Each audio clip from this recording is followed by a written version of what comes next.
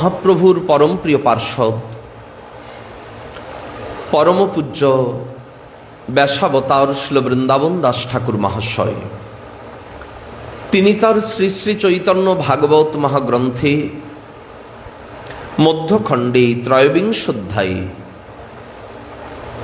সংকীর্তন বিজয় লীলা এই নদিয়ার বুকে যাতে সংকীর্তনে কোনোদিন বাধা না হয় এবং পাষণ্ডীগণকে উপযুক্ত শিক্ষাদান, যারা সংকীর্তনে বাধা সৃষ্টিকারী বা করবে তাদেরকে যথোপযুক্ত শিক্ষাদানের লীলাই হচ্ছে এই কাজী উদ্ধার লীলা প্রসঙ্গ। এই যুগের নাম তো কলিযুগ। যুগ সাধনা নিখিল শাস্ত্র বলছেন হরিনাম সংকীর্তন এই যুগের যুগধর্ম। কৃত যধ্যায়তে বিষ্ণু ত্রেতায়াং যজত মখৈ দাপরে পরিচর্যায়াং কলৌ তৎহরি কীর্তনাৎ।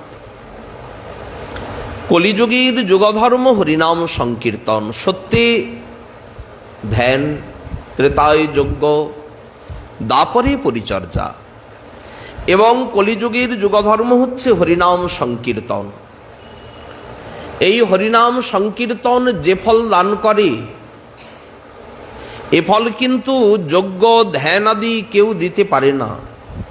যৎফলং নাস্তি তপসা ন যোগেন সমাধিনা তৎফলং লভতে সম্যক কলৌ সংকীর্তকেই শবম। কলিযুগে সংকীর্তনের দ্বারা পঞ্চম পুরুষার্থ যে কৃষ্ণ প্রেম ধন, সেই কৃষ্ণ প্রেম প্রাপ্তি জীবের পক্ষে অনায়াস সম্ভব। এটি মহাপ্রভুর মহাবদান্যতা। মহাপ্রভু যে অনর্পিত চরিং চিরাত করুণয়া অবতীর্ণ কলু, করুণা করে কলির জীবকে দান করছেন। এই হরিনাম সংকীর্তনের সঙ্গে সেই ব্রজ প্রেমকে একীভূত করে দান করা, দেওয়া, সেই লীলারই কিঞ্চিত স্ফূর্তিতে ব্যাসাবতার বলছেন, আজ মহাপ্রভু সর্বভক্তকে আজ্ঞা করেছেন সবাই কৃষ্ণ নাম উচ্চস্বরে গাও, প্রতিদিন নগরিয়াগণ তাই কৃষ্ণ গায়। একদিন দৈবে কাজী সেই পথে যায়, মৃদঙ্গ মন্দিরা শঙ্খ শুনিবারে পায়। দৈবে এই নবদ্বীপে এসেছেন কাজী, এবং চারিদিকে মৃদঙ্গ করতাল শ্রী খোলের যে অপূর্ব ধ্বনি কাজীর কর্ণে গিয়ে প্রবেশ করল। ঘরে ঘরে সংকীর্তনের উচ্চ রোল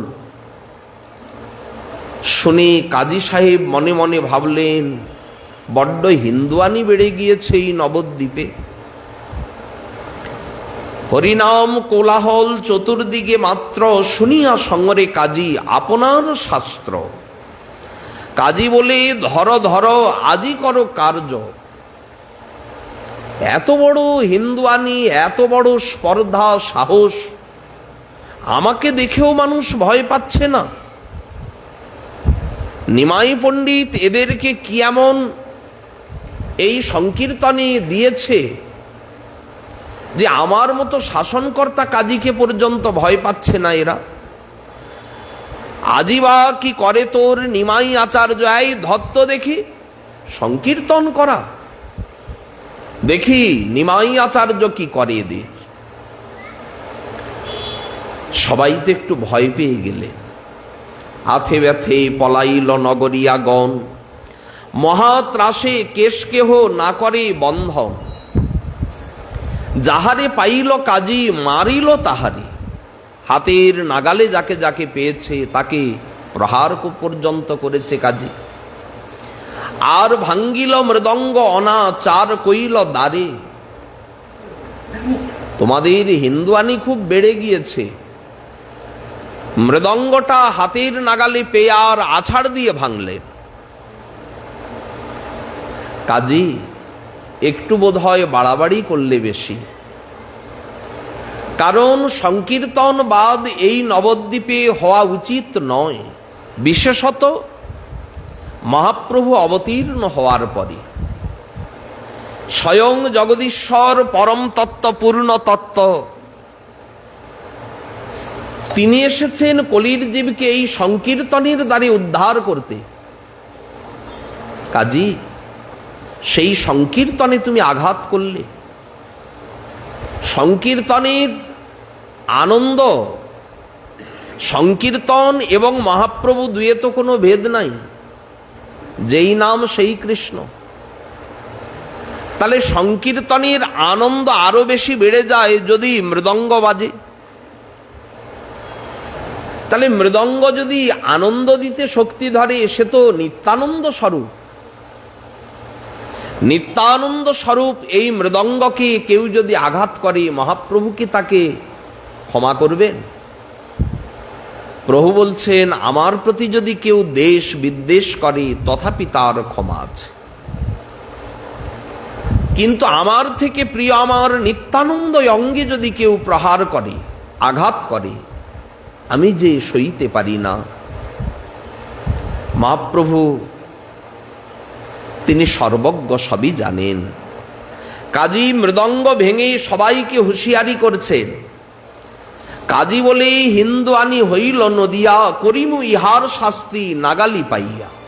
একবার যদি নাগালে পাই, একবার যদি হাতের মুঠোতে এই যারা সংকীর্তন করছে তাদেরকে যদি ধরতে পারি, তাহলে তাদেরকে যথোপযুক্ত শাস্তি দেব। নাগালি যদি পাই, ক্ষমা করি যাং আজি দৈবে হইল রাতি। অনেকটা রাত্রি হয়ে গিয়েছে, আজ তাই ক্ষমা করে যাচ্ছি।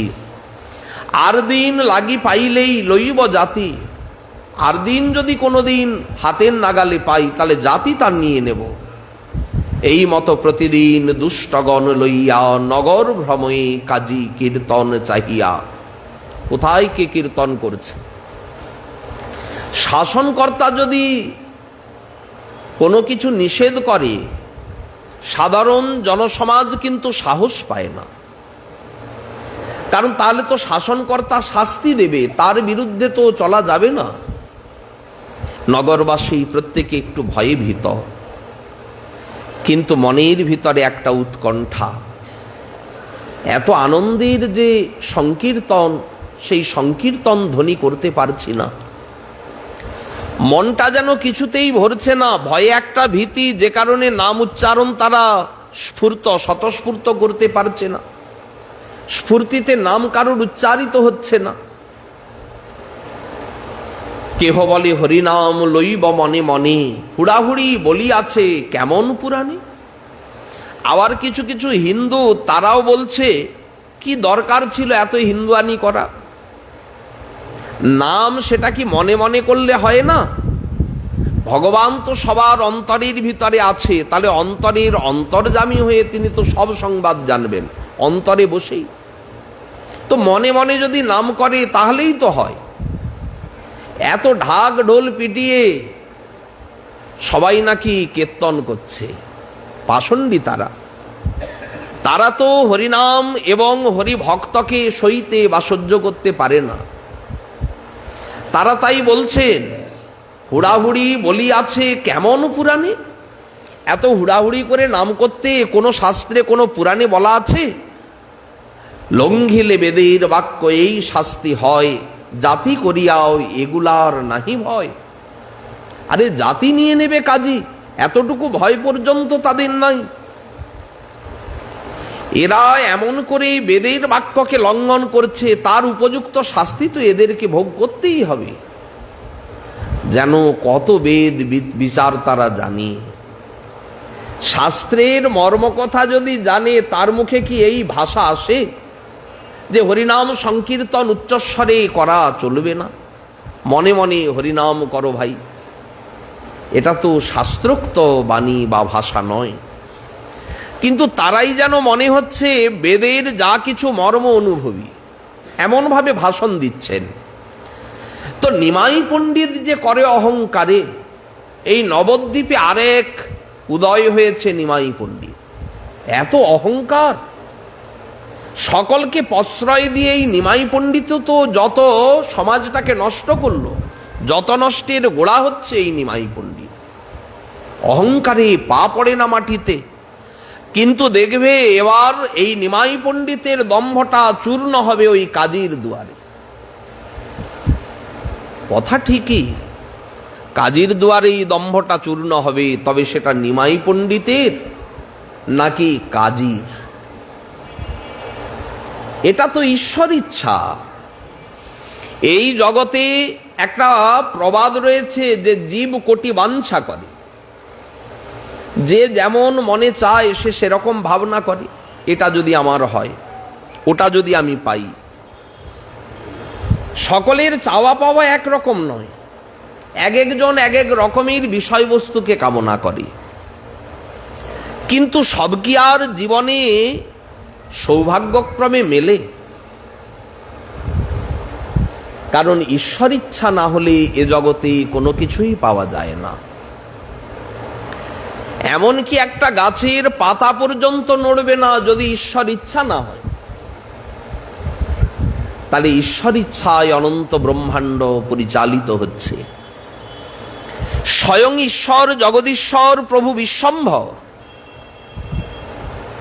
তাহলে সেই বিশ্বম্ভর ইচ্ছা যদি হয়, এই নবদ্বীপে সংকীর্তন প্রচার হবে, এমনকি কাজীকে পর্যন্ত আমার অনুগামী করব, তাহলে তো ঈশ্বর করতেই পারে।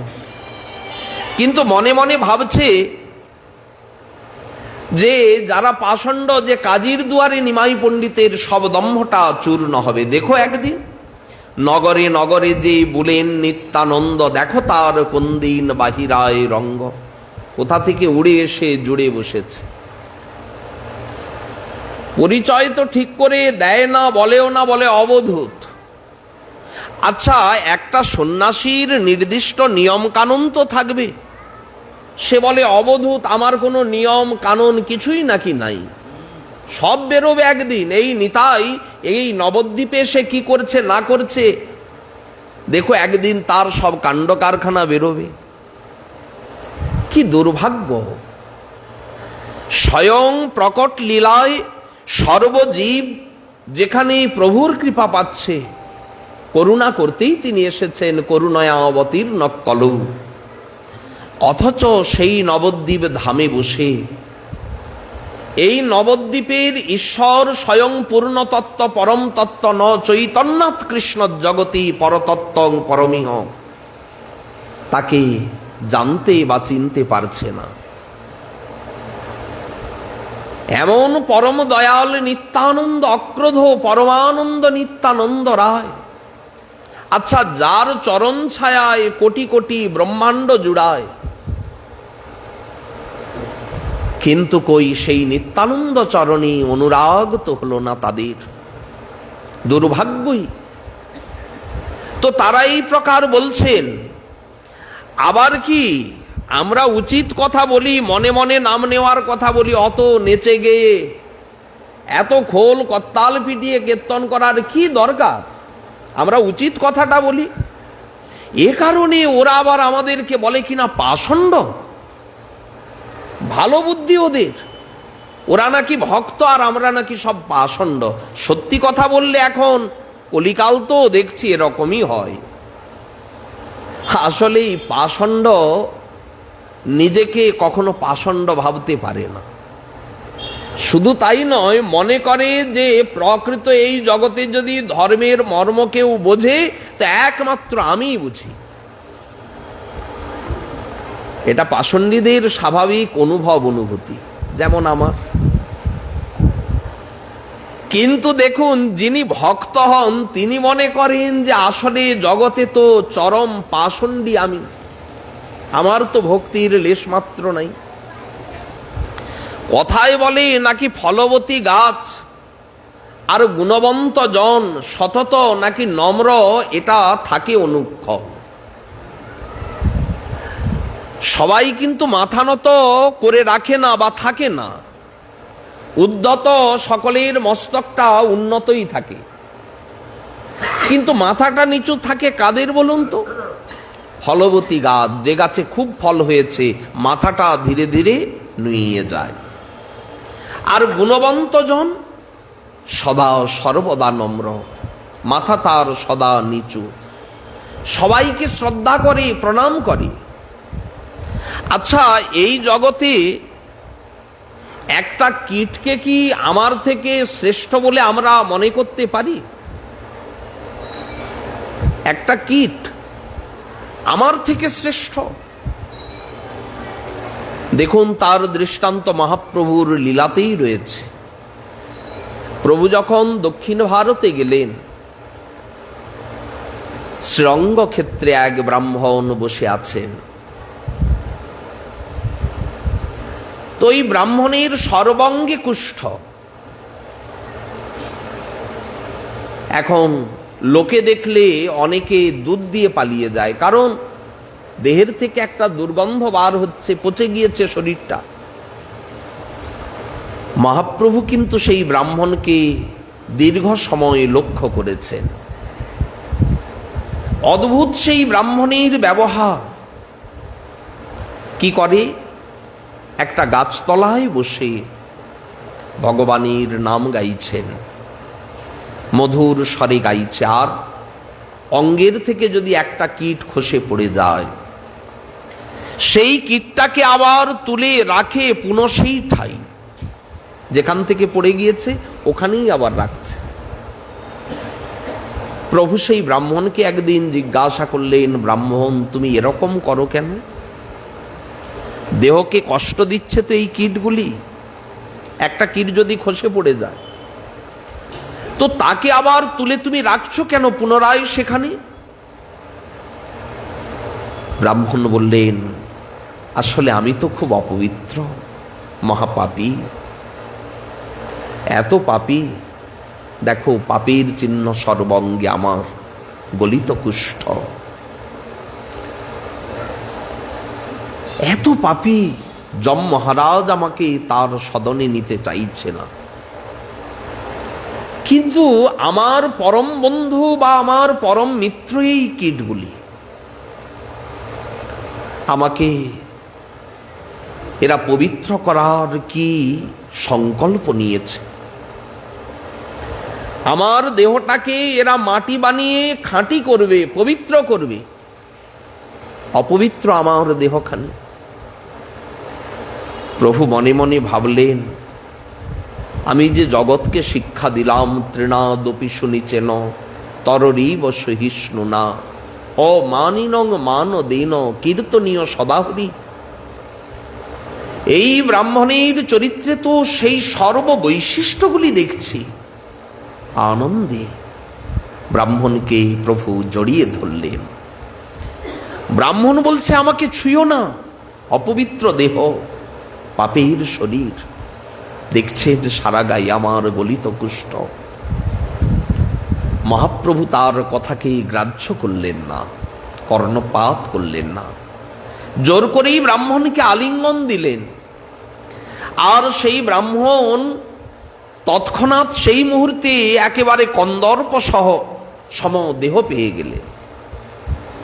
গলিত কুষ্ঠ আদি দূরে গেল।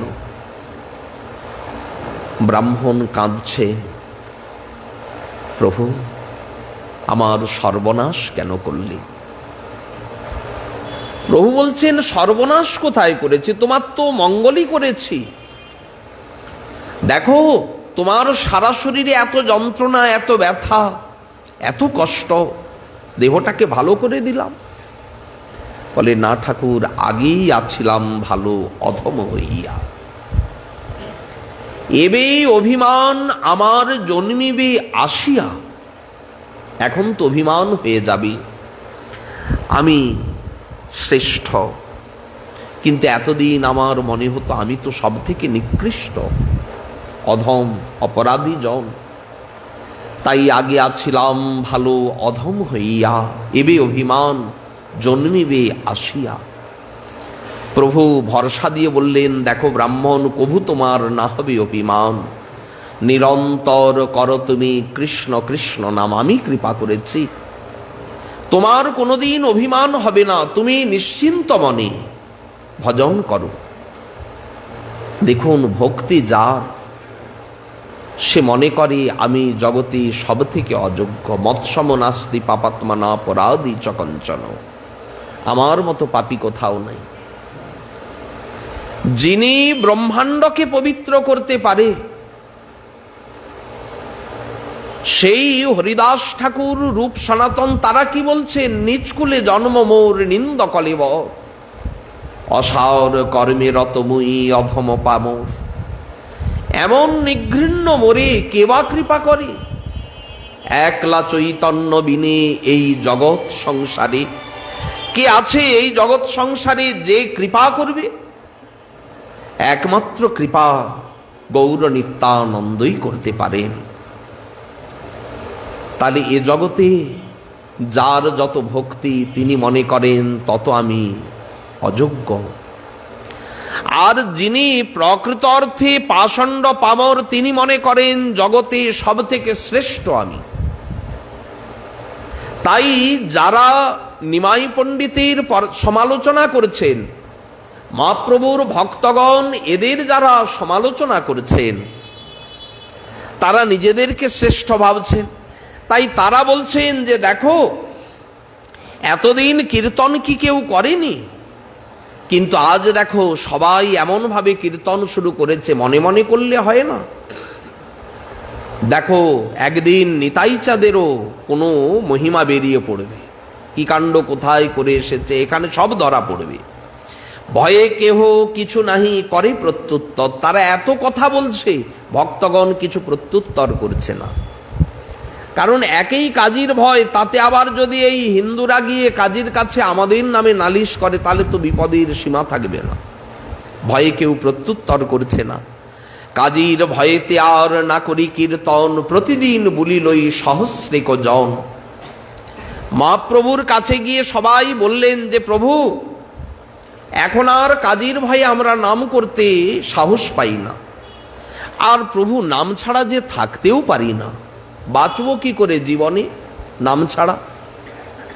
তাই মনে মনে স্থির করেছি নবদ্বীপে আর থাকবো না। যেখানে থাকলে নাম করতে পারবো না, সে দেশে থাকবো না। প্রভুকে তাই বলছেন, নবদ্বীপ ছাড়িয়া যাইব অন্য স্থানে, গোচরিল এই দুই তোমার চরণে। এক কাজী আমাদেরকে মানা করেছে, আমরা সইতে পারছি না। আর নাম ছেড়ে নবদ্বীপে বসে থাকতেও পারবো না, আমরা নদিয়া ছেড়ে নবদ্বীপ ছেড়ে চলে যাব। কীর্তনের বাদ শুনি প্রভু বিশ্বম্ভর, কি আমার সংকীর্তনে বাধা। ক্রোধে হইলেন প্রভু রুদ্র মূর্তিধর, রুদ্রের মতো একেবারে ক্রোধোন্মত্ত হয়ে গেলেন প্রভু।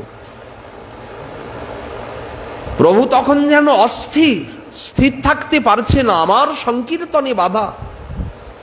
হুঙ্কার করেন প্রভু শচীর নন্দন, কর্ণ ধরি হরি বলে নগরী আগম। হুঙ্কার দিয়ে উঠলেন প্রভু। প্রভু বলে, নিত্যানন্দ হও সাবধান, তৈরি হয়ে নাও, প্রস্তুত হয়ে নাও। এইক্ষণে চলো সর্ব বৈষ্ণবীর স্থান, সব বৈষ্ণবকে একত্রিত করো। সর্ব বৈষ্ণবগণকে আমার একটা আজ্ঞার কথা শুনিয়ে দাও। সর্বনবদ্বীপে আজি করিমু কীর্তন।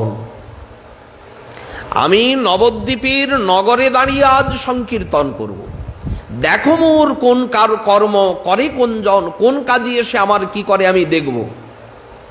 নবদ্বীপের পথে দাঁড়িয়ে আমি নৃত্য করব, সংকীর্তন করব।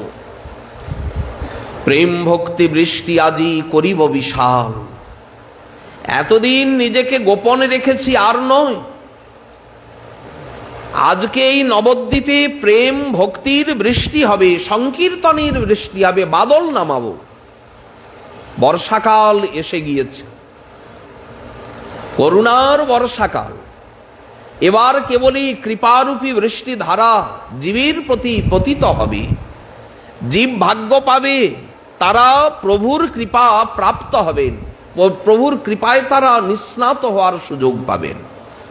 প্রভু বললেন, আজ প্রেম ভক্তি বৃষ্টি করিব বিশাল, পাষণ্ডী গণের হইব আজি কাল। আর পাষণ্ডীর কাল স্বরূপে আমি দাঁড়াবো। মহাপ্রভু এতটা সর্বভক্তকে একদিকে ভরসা দিচ্ছেন, আরেকদিকে পাষণ্ডীকে ভয় প্রদর্শন করছে। চলো চলো ভাই সব নগরীয়াগণ, সর্বত্র আমার আজ্ঞা করহ কথন। বলে দাও নগরী, ঘোষণা করে দাও, কৃষ্ণের রহস্য আজি দেখিবেক যেই, এক মহাদ্বীপ লই আসিবেক সেই। আজকে যদি কৃষ্ণের রহস্য কিছু দেখতে চায়, তাহলে একটা হাতে করে মহাদ্বীপ সঙ্গে করে নিয়ে আসলেই কৃষ্ণের রহস্য দেখতে পাবে। আচ্ছা, কৃষ্ণ এই তো তাৎপর্য কি নামের?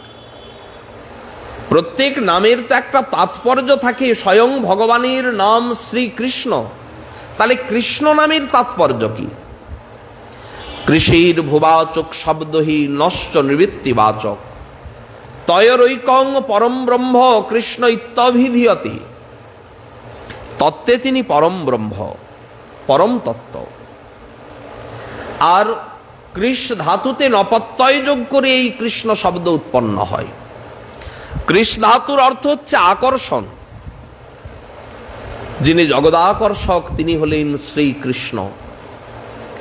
তাহলে কৃষ্ণের যদি রহস্য কেউ দেখতে চায়, আকর্ষণ কাকে বলে, আজ যদি এই নবদ্বীপের বুকে কেউ প্রত্যক্ষ করতে চায়, তাহলে যেন অবশ্যই সংকীর্তনে সে যুক্ত হয়, যোগ যেন দেয় তারা। অনন্ত ব্রহ্মাণ্ড মোর সেবকের দাস, মুই বিদ্যমানেও কি ভয়ের পরকাশ। আর শোনো, কেউ যদি ভয় পায় তাকে বলো, আমার দাসেরই সেবা কার্য করে অনন্ত ব্রহ্মাণ্ড, তাহলে আমি যেখানে বিদ্যমান থাকব সেখানে কি আর ভয়ের কোনো সত্তা থাকবে? আমি তো অভয়চরণ, ভয় থাকবে কি করে, আমার সম্মুখে দাঁড়াবে কি করে? ভরসা দিয়ে সবাইকে এই সংকীর্তন আনন্দ উৎসবে যোগ দিতে বলো। তিলার্ধিক ভয় কেহ না করিহ মনে, বিকালে আসিবে ঝাট করিয়া ভোজনে। ভোজন সমাপন করে বিকেলে যেন সবাই এসে যোগ দেয়। ততক্ষণে চলিলেন নগরীয়াগণ। সেই সময় নগরবাসী সব চললেন। আনন্দে ডুবিলা সবে, কিসের ভোজন? আর মধ্যাহ্নে ভোজনের কথা কি কারোর মনে আছে? আনন্দে সবাই যেন পরিপূর্ণ মন। দেখবেন দোল উৎসবের দিন অনেকেই থাকে যে আজকের দিনটা একটু নির্জলা ব্রত করি। অন্যান্য নির্জলা ব্রত করলে অনেক সময় চিন্তা ভাবনা করতে হয় যে আজকে নির্জলা ব্রত আছে, সাবধানে চলতে হবে। পিপাসা পেলেও জলপান করা চলবে না, কেন ব্রত করেছি, কষ্টসিষ্ট করে করতে হয়। কিন্তু দোল উৎসবের দিন যদি কেউ নবদ্বীপে থাকে, আর জলপানের কথা মনে হবেই বা কখন? অগণিত ভক্তবৃন্দ আসছেন, চারিদিকে সংকীর্তনের ধ্বনি। ক্ষণে ক্ষণে বিভিন্ন শ্রীমন্দির থেকে দেখুন সংকীর্তন, তারা সব পরিক্রমা করে আসছেন মহাপ্রভুর জন্মস্থানে। প্রতি মুহূর্তে যেন মনে হয় আজকের দিনটা সত্যি ক্ষণে ক্ষণে নিত্য নূতন। এত আনন্দ উৎসব, এখানে ঘন্টার পর ঘন্টা দাঁড়িয়ে থেকে মনেই থাকে না সময় কোথা দিয়ে কাটলো। বরং মনে হয় যদি 1 মাস ধরে এই একটা দিন হতো খালি। দোল উৎসবটা 24 ঘন্টায় না হয়ে 30 গুণিত 24 যত হয় এত ঘন্টা ধরে যদি হতো, 1 মাস ধরে যদি এই একটা দিন যদি হতো, কি আনন্দে কাটতো সারাটা দিন। তাহলে দেখুন, আনন্দে কিন্তু কোনো দিকে ভোজনের কথাও দেহের স্মৃতিই থাকে না। তো এই যত ভক্তবৃন্দ তারা তো আনন্দ সাগরে ডুবে গিয়েছে, আর কিসের ভোজন? নিমাই পণ্ডিত আজি নগরে নগরে, নাচিবেন ধ্বনি হইল প্রতি ঘরে ঘরে। সকল নগরে ঘরে ঘরে সবাই আলোচনা করেছে, আজকে জানো নবদ্বীপের পথে, রাজপথে নিমাই পণ্ডিত নাচবে।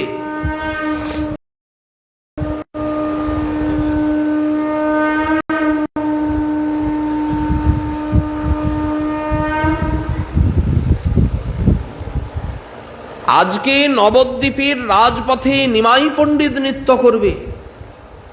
সবাই ঘরে ঘরে আলোচনা করছে, যার নৃত্য না দেখিয়া নদিয়ার লোক কত কোটি সহস্র করিয়াছে শোক। দুঃখ তাদের মনে, আমরা নিমাই পণ্ডিতের নৃত্য দেখতে পাইনি। হেনজন নাচিবেন নগরে নগরে, আনন্দে দেউটি বান্ধে প্রতি ঘরে ঘরে। সবাই ঘরে ঘরে মশাল জ্বালছে ঘরের সম্মুখে। বাপে বান্ধিলেও পুত্র বান্ধে আপনার, কেহ কারে হরিষে না পারে রাখিবার। প্রত্যেকে দেউটি বাঁধছে, বাপও বাঁধছে, ছেলেও বাঁধছে। তাবড় করি সবেই বান্ধেন, বড় বড় ভাণ্ডে তৈল করিয়া লয়েন। বড় বড় ভাণ্ডে তৈল নিচ্ছে, কারণ আগেকার দিনে তো মাঝে মাঝে তেল দিতে হতো, নাহলে সলতে জ্বলবে না। বড় বড় ভাণ্ডে সব তেল সঙ্গে করে নিয়েছে। সারা রাত্রি যেন এই দেউটি জ্বলে। অনন্ত অর্বুদ লক্ষ লোক নদী, আর দেউটির সংখ্যা করিবার শক্তিকার। এত দেউটি জ্বলছে, কত দেউটি, সে কি আর সংখ্যায় গণনা করা সম্ভব? ইতিমধ্যে যে যে ব্যবহারে বড় হয়, সহস্রেক সাজাইয়া কোনো জন লয়। আবার কিছু ধনাঢ্য ব্যক্তি, তারা অনেক দেউটি সাথে করে নিয়ে এসে সব জ্বালছে। হইল দেউটিময় নবদ্বীপপুর। নবদ্বীপ যেন মনে হচ্ছে দেউটিময়, চারিদিকে আলোয় আলোকিত। স্ত্রী বালো বৃদ্ধর রঙ্গ বাড়িল প্রচুর। শিশু থেকে শুরু করে আবাল বৃদ্ধ বনিতা, সকলের আনন্দের সীমা নাই। তারা তখন প্রত্যেকে সংকীর্তন করছে, চৈতন্যের প্রেম রসে সকলে মত্ত। এহ শক্তি অন্যের কি হয় কৃষ্ণ বিনে। ওই যে আগে বলেছিল, যদি আজ কৃষ্ণের রহস্য কেউ দেখতে চাও, এই শক্তি কি কৃষ্ণের ব্যতীত সম্ভব? তবু পাপী লোক না জানিল এতদিনে। এই গৌরাঙ্গ কে, কই এতদিনেও পাপীগুলি কি জানতে পারল না? আজও দেখুন, পাষণ্ডী যারা, যাদের জন্ম সংস্কার নাই, যারা গুরু বৈষ্ণব চরণের অপরাধী, তাদের আজও কি ধ্যান ভাঙে? আজও তাদের মনের ভিতরে কি চৈতন্য স্বয়ং ভগবান? ন চৈতন্যাৎ কৃষ্ণ জগতি পরতত্ত্বং পরমিহ, এ অনুভব জাগে? জাগে না। তাই যারা পাপী তারা কোনোভাবেই জানতে পারে না। দেখিয়া না দেখে যত অভক্তের গণ, উলুকে না দেখে জৈছে সূর্যের কিরণ। সূর্য কিরণ ওরা চোখে দেখতে পায় না, ওদের চোখে জ্বালা করে, জ্বালা ধরে। মহাপ্রভুর ঈশ্বরত্ব বা ভগবত্তা তাদের দৃষ্টিতে জ্বালাদায়ক। তারা দেখবেন মহাপ্রভুর কত শত নিন্দা অপবাদ দেওয়ার কত চেষ্টা করে, তাতে কি আর ভগবানের ভগবত্তার কিছু যায় আসে? হতভাগ্যবান তারাই, দুর্ভাগা তারা। যম সদনে তারা অনন্তকাল দুঃখ পেয়ে মরবে। আর ভাগ্যবন্ত জন যারা গুরু বৈষ্ণবের কৃপা প্রাপ্ত হয়েছেন, তাদের দৃষ্টিতে গৌরাঙ্গ স্বয়ং ভগবান। কত ভাগ্যবান জন তারা। তো এই প্রকার মহাপ্রভুকে এতদিনেও সেই পাপীরা জানল না। ঈষদ আজ্ঞায় মাত্র সর্বনবদ্বীপ, চলিলা দেউটি লই প্রভুর সমীপ। এক হাঁকে লক্ষ লক্ষ কোটি কোটি ভক্ত এসে উপনীত হয়। কৃষ্ণ শক্তি ছাড়া কি সম্ভব? আসলে সবার হৃদয়ে প্রেরণা তিনিই দিয়েছেন। সবার অন্তরের ভিতরে এত ভীতি, কাজী ভয় দিয়ে গিয়েছে, কেউ সংকীর্তন করতে পারবে না। অথচ সবাই সংকীর্তনের জয়ধ্বজা আজ সকলে নিয়ে ছুটছে প্রভুর দর্শন বিলাসে। শুনি সর্ব বৈষ্ণব আইলা ততক্ষণ, সবারে করেন আজ্ঞা শচীর নন্দন। হে ভক্তবৃন্দ, আচার্য গোসাই যেন সবার অগ্রে নৃত্য করে। ভক্তগণ, তোমরা একটা দল বেঁধে সংকীর্তন করবে, আগে আগে থাকবে, অদ্বৈত নৃত্য করতে করতে যাবে। আগে নৃত্য করিবে আচার্য গোসাই, এক সম্প্রদায় গাইবেন তান ঠাই। মধ্যে নৃত্য করি যাইবেন হরিদাস, মাঝখানে হরিদাস নৃত্য করতে করতে যাবে। পরিক্রমার হরিদাসের সঙ্গে এক সম্প্রদায়, তারাও গাইবেন তান পাশ। হরিদাসের পাশে তারা সংকীর্তন করবে। তবে নৃত্য করিবেন শ্রীবাস পণ্ডিত। তাদের পশ্চাতে শ্রীবাস পণ্ডিত নৃত্য করবে। নিত্যানন্দাদিদিকে তাকিয়ে দেখছেন প্রভু।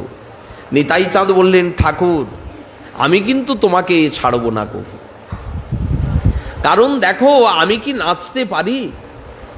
আমাকে তো নাচাও তুমি, যেমন করে তুমি নাচাও সেই মতো আমি নৃত্য করি। তাই আমি তোমার কাছে থাকলে আনন্দে নৃত্য করব। বলি ধরিয়া বলিব, প্রভু এই কার্য মোর, তিলক হৃদয় পদ না ছাড়িব তোর। স্বতন্ত্র নাচিতে প্রভু মোর কোন শক্তি? তুমি যথা তথা আমি, এই মোর ভক্তি। তাই তোমার কাজ ছাড়ব না। প্রেমানন্দ ধারা দেখি নিত্যানন্দ অঙ্গে আলিঙ্গন করি রাখিলেন নিজ সঙ্গে। নিতাইকে আলিঙ্গন করে প্রভু নিজের কাছে রাখলে। এই মতো যার যেন চিত্তের উল্লাস, কেহ বা স্বতন্ত্র নাচে, কেহ প্রভু পাশ। মন দিয়া শুনো ভাই নগর কীর্তন, যে কথা শুনিলে সর্ব কর্মবন্ধেরও খণ্ডন। গদাধর বক্রেশ্বর মুরারি শ্রীবাস, গোপীনাথ জগদীশ বিপ্র গঙ্গাদাস। রামাই গোবিন্দানন্দ শ্রীচন্দ্রশেখর, বাসুদেব শ্রীগর্ভ মুকুন্দ শ্রীধর। গোবিন্দ জগদানন্দ নন্দন আচার্য শুক্লাম্বর আদি যে যে জানে রহ কার্য। অনন্ত চৈতন্য ভৃত্য কত জানি নাম, সবার নাম কি আর আমার জানা? বেদব্যাস দ্বারে ব্যক্ত হইব পুরাণ। বলতে গেলে বেদব্যাসের 18 পুরাণ লেখা হয়ে যাবে শুধু গৌরাঙ্গের ভক্তগণের নাম নিতে। এটা তো বড় অবতার। এত পরিকর সঙ্গে এত করুণার লীলা কোনো ভগবান কোনোদিন করেনি। পথে বেরিয়েছে কৃপা করতে, ভাবা যায়? যে ভগবানের কাছে কত দরবার করে কৃপা পাওয়া যায় না, আর সেই প্রভু আজ স্বয়ং এই নদিয়া নবদ্বীপে পথে নেমেছেন। সর্বকলির জীবীকে আজ কৃপা করব, কৃপা বৃষ্টি করব। মহাপ্রভু তাই আজ করুণার মূর্তি ধরেছেন। আর অগণিত গৌরাঙ্গগণ তারাও তো ভুবন পাবন, জনে জনে ব্রহ্মাণ্ড তারিতে শক্তি ধরে। ব্রহ্মাণ্ড তারিতে শক্তি ধরে জনে জনে, এবেদ পুরাণে গুণ গায় যেবা শুনে। মহাপ্রভুর গণ সব পতিত পাবন। গৌরাঙ্গ যেমন পরশমণি, গৌরাঙ্গ গণ তো পরশমণি। যে কারণে মহাজন বললেন না, পরশমণির সনে কি দিব তুলনা। পরশমণি ছোঁয়াইলে লোহা হয় সোনা। কিন্তু গৌরাঙ্গ আমার কেমন বললেন, আমার গৌরাঙ্গের গুণ গাহিয়া নাচিয়া পরশমণি হইল কতেক জনা। লোহাটা তো পরশমণি হয় না, পরশমণির পরশে লোহাটা সোনা হয়। কিন্তু গৌরাঙ্গের পরশে এই সমস্ত পাষণ্ডী তারাও পরশমণি হয়ে গিয়েছে। মহাপ্রভুর গণ সব পতিত পাবন, তাই লোভে মুই পাপী লইল শরণ। ব্রহ্মাণ্ড তারিতে শক্তি ধরে জনে জনে, এবেদ পুরাণে গুণ গায়ে যে বা শুনে। তাহলে মহাপ্রভুর ভক্তির মহিমা, সর্বভক্ত সঙ্গে আজ প্রভু নৃত্য করছেন। কি আনন্দ এই নবদ্বীপে! অগণিত ভক্ত অবতারও এমত কি আছে অদ্ভুত, যাহা প্রকাশিলেন হইয়া শচীসুত। শচীসুত রূপে তিনি যে লীলা করছেন, এরকম অবতার নাই কোনো যুগে। হেন অবতার ভাই কবু শুনি নাই। মহাজন বলছে কখনো শুনিনি। পাতকী উদ্ধার কইল ঘরে ঘরে যাই। হেন অবতার ভাই নাই কোনো যুগে। কোন যুগে বলো? পাপীর পাপ মাগে। এরকম অবতার হয়েছে না হবে? হেন অবতার হবে কি হয়েছে? হেন প্রেম পরচার। দুরমতি অতি পতিত পাষণ্ডী প্রাণী না মারিল কারে। হরিনাম দিয়া হৃদয় সধিল যাচি গিয়া ঘরে ঘরে। ভব বিরিঞ্চির বাঞ্ছিত প্রেম আজ জগতে ফেলিল ঢালি, কাঙালে পাইয়া খাইয়া নাচিয়া বাজাইয়া করতালি, হাঁকিয়া ডাকিয়া খোল করতালি গাইয়া ধাইয়া ফিরে, দেখিয়া সমন তরাস পাইয়া কপাট হানিল দ্বারে। এ তিন ভুবন আনন্দে ভরল উঠল মঙ্গল সৌর, কহে প্রেমানন্দ এমন গৌরাঙ্গে কেন রতি না হইল মোর। এমন গৌরাঙ্গ বিনে নাহি আর, এরকম গৌর ব্যতীত আর কেউ কৃপাময় নাই। ত্রিভুবন খুঁজে দেখো ভাই, দয়াল ঠাকুর নাই, নিতাই গৌরাঙ্গীর মতো দয়াল ঠাকুর নাই। তাই আজ সর্বভক্তগণ কি আনন্দে এই নবদ্বীপে তারা মিলিত হয়েছেন গৌর শনি। অবতারেও এমত কি আছে অদ্ভুত, যাহা প্রকাশিলেন হইয়া শচীসুত। তিলে তিলে বাড়ে বিশ্বম্ভরের উল্লাস, এই যে লাখো লাখো কোটি কোটি ভক্ত আসছে, আনন্দের অন্ত নাই প্রভু শচীনন্দনের। অপরাহ্ন আসিয়া হইল পরকাশ, বিকেল হয়ে গেল, ভক্তগণের চিত্তে হইল আনন্দ, সুখ সিন্ধু মাঝে ভাসে সব ভক্তবৃন্দ। নগরে নাচিব প্রভু কমলার কান্ত, আজ কমলাকান্ত স্বয়ং জগদীশ্বর অনন্ত ব্রহ্মাণ্ডপতি লক্ষ্মীপতি, সেই বৈকুণ্ঠনাথ নদিয়ার এই রাজপথে নাচবে। আপাময় সর্বকলির জীবের সম্মুখে নৃত্য করবে। কিন্তু একটা কথা, এই যে কোটি কোটি ভক্ত এসেছে, মহাপ্রভুকে সকলে কি দেখতে পাবে? এক মহাপ্রভু যদি মাঝখানে দাঁড়ায়, চারিদিকে যদি কোটি কোটি ভক্ত থাকে, সামনের ব্যক্তি যারা তারা দেখতে পাবে, দূরের লোক কি করে দেখতে পাবে? বললেন তারাও দেখতে পাবে। কেন জানেন? কারণ মহাপ্রভু সকলের থেকে দীর্ঘাকৃতি, আর অচিন্ত শক্তি তো প্রভুর নিজের বৈশিষ্ট্য। নিজের অচিন্ত শক্তি প্রভাবে সর্ব ভক্তগণ যারা এসে উপস্থিত হয়েছে, সবাই প্রভুর সেই চাঁদ বদন দেখতে পাচ্ছে।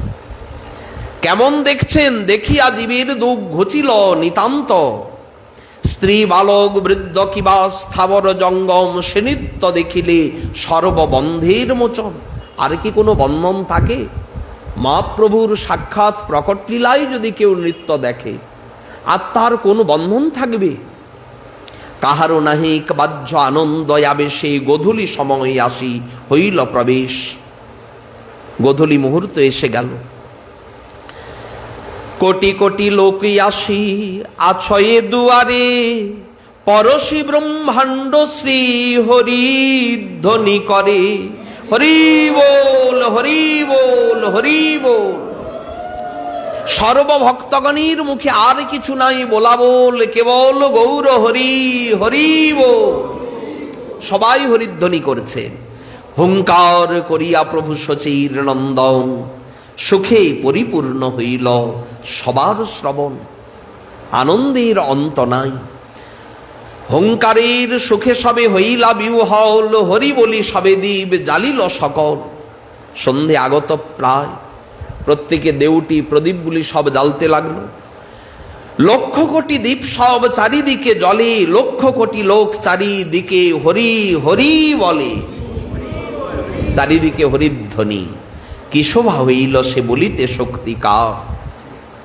এমন শোভা বর্ণন করবে শক্তিকার, কি সুখের না জানি হইল অবতার। সাক্ষাৎ কি সুখ অবতীর্ণ হয়ে গেল।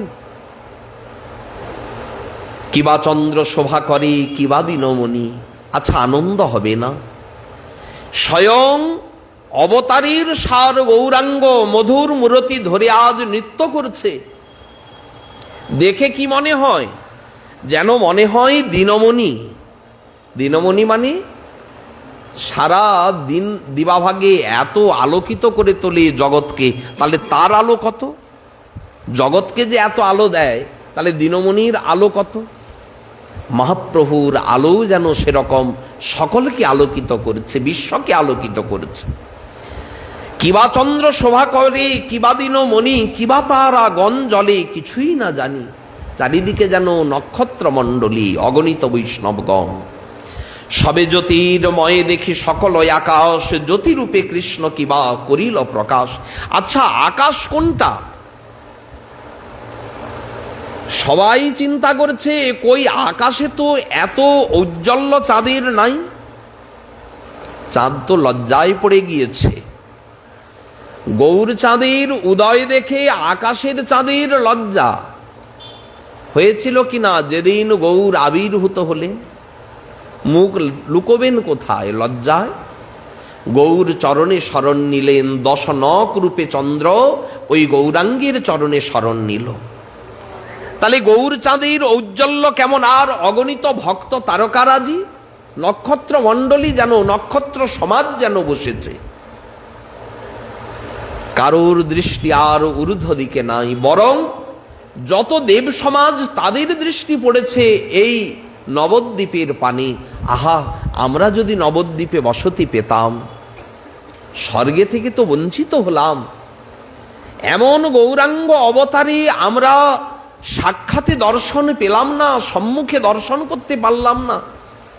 লোভ লালসা হচ্ছে দেববৃন্দের। দেবতাগণ আর স্বর্গে থাকতে চাইছে না। স্বর্গের থেকে এখন এই ধরণী গরিয়ান, গরীয়সী, স্বর্গাদপি গরীয়সী এই নবদ্বীপ। তো স্বর্গের থেকেও যেন গরিয়ান। সব জ্যোতির্ময় দেখে সকল আকাশ, জ্যোতিরূপে কৃষ্ণ কিবা করিল প্রকাশ।